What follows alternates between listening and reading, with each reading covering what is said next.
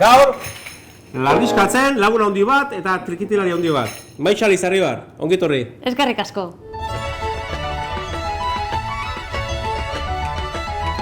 Netzako jaizkoa gustoko nadeten animalia jateko esango nuke dela. Zergatik? Jo, ekartzezkit oso oroitzapen honak. Ekartzezkit etxea, ama, etxeko goxotasuna, igandeko menua.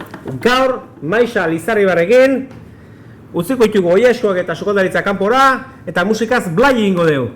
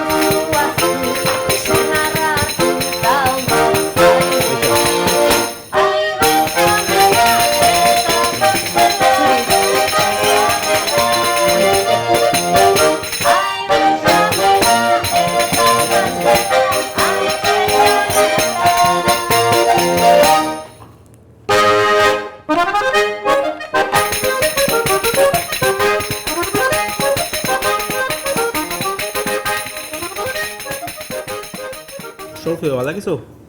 Luna guapa, bai. Esker mila. Zuri.